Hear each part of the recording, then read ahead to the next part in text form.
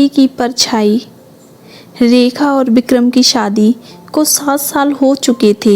उनकी शुरुआती कुछ साल एकदम सुखमय थे।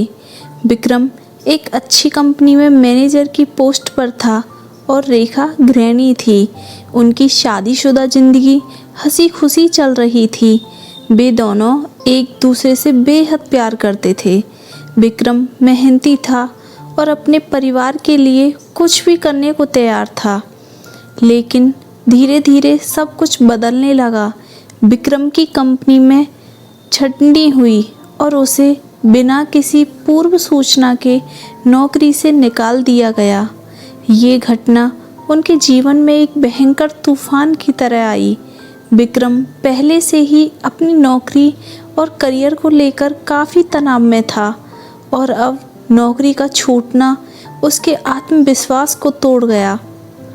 विक्रम, जो पहले बहुत जिम्मेदार और समझदार था, अब धीरे धीरे उदास और चिड़चिड़ा रहने लगा।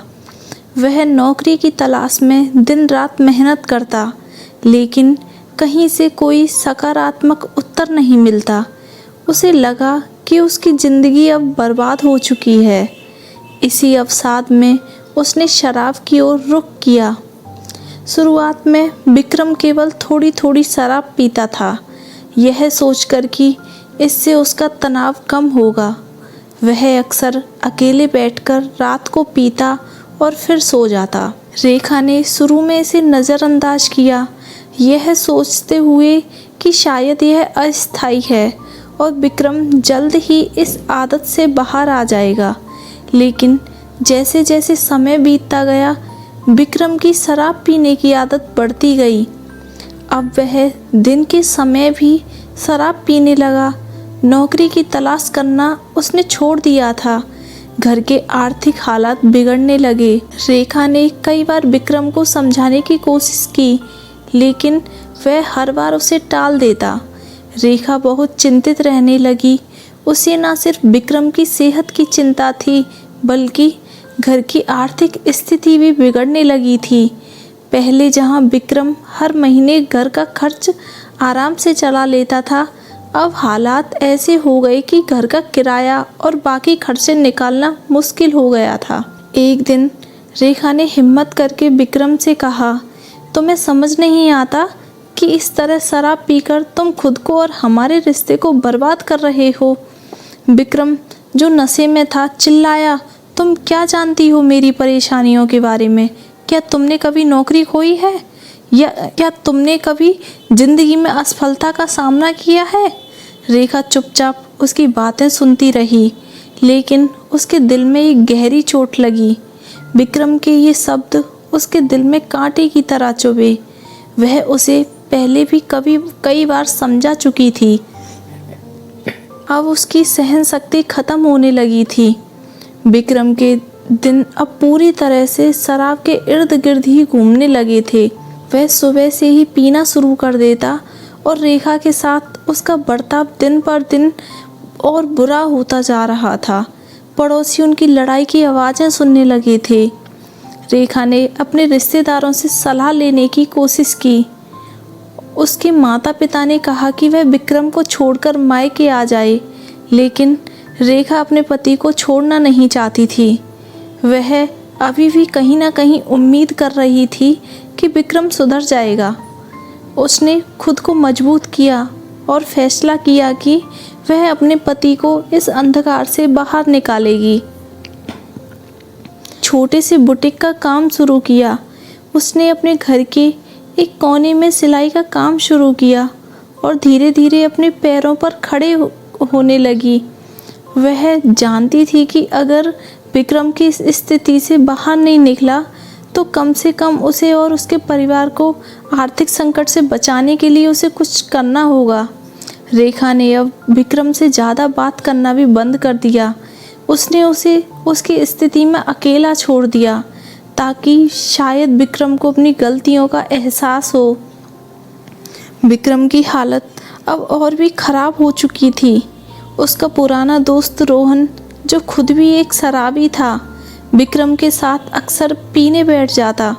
रोहन विक्रम को और अधिक शराब पीने के लिए उकसाता।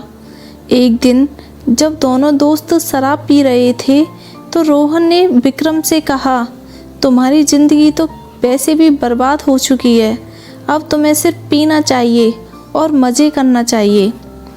विक्रम ने अपनी ज़िंदगी को पूरी तरह से बर्बाद मान लिया था। वह अब इस नशे में पूरी तरह डूब चुका था। उसकी सेहत दिन पर दिन बिगड़ती जा रही थी। एक दिन वह नशे में इतना बुरी तरह गिरा कि उसे अस्पताल में भर्ती कराना पड़ा। डॉक्टर ने कहा अगर उसे शराब नहीं छोड़ी तो उसकी जान खतरे में पड़ जाएगी। अस्पताल में भर्ती रहते हुए विक्रम ने अपनी ज़िंदगी पर पहली बार गंभीरता से विचार किया। उसने सोचा कि उसकी हालत यहाँ तक कैसे पहुँच गई। रेखा, जो अब तक उसके साथ चुपचाप खड़ी थी, उसके पास बैठी थी। उसकी आंखों में आंसू थे, लेकिन उसने एक शब्द भी नहीं कहा। विक्रम को उस समय एहसास हुआ कि उसकी असली साथी रेखा ही है, जिसने उसके हर कठिन समय में उसका साथ दिया है। रोहन जैसे दोस्तों ने तो उसे केवल अंधकार में धकेला था। उसे यह भी समझ आया कि उसकी शराब की लत ने न केवल उसकी सेहत को बर्बाद किया, बल्कि उसकी शादी और उसके परिवार को भी बर्बाद कर दिया।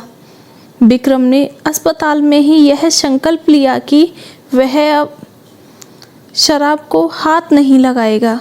रेखा ने उसकी इस फैसले में पूरी तरह से साथ दिया। हालांकि यह यात्रा आसान नहीं थी। विक्रम को कई बार अपनी लत से लड़ना पड़ा, लेकिन रेखा का धैर्य और प्यार उसे हर कदम पर मजबूती देता रहा।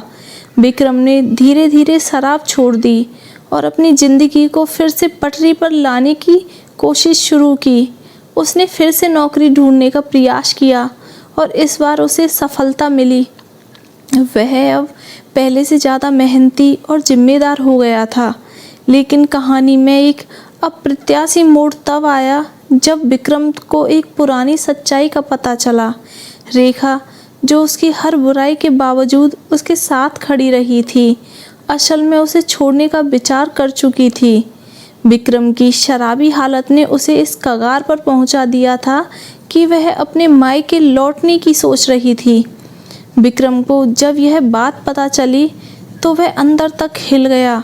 उसने कभी नहीं सोचा था कि रेखा उस पर से अपना भरोसा खो देगी, लेकिन यह सच्चाई सुनने के बाद भी उसने खुद को संभाला और भी मजबूती से अपने रिश्ते को सुधारने की कोशिश की।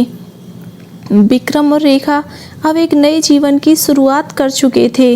उनकी शादीशुदा ज़िंदगी अब पहले से भी ज़्यादा मजबूत हो गई थी। उन्होंने अपने बीते हुए संघर्षों से सबक लिया और अब दोनों एक दूसरे के प्रति अधिक समर्पित थे। विक्रम ने शराब से पूरी तरह से तौबा कर ली थी और अब अपनी नौकरी और परिवार पर ध्यान दे रहा था। रेखा ने अपने बुटीक के काम को भी बढ़ा लिया था और अब वे दोनों आर्थिक रूप से भी स्थिर हो चुके थे। उनके रिश्ते में अब न केवल प्यार था, बल्कि एक गहरा सम्मान और समझ भी थी।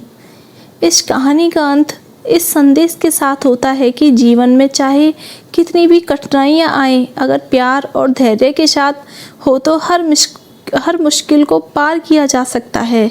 विक्रम और रेखा की कहानी इस बात की मिसाल है कि कैसे रिश्ते में उतार चढ़ाव आते हैं, लेकिन अगर दोनों साथी एक दूसरे के साथ खड़े रहें तो हर अंधकार के बाद रोशनी का समय ज़रूर आता है।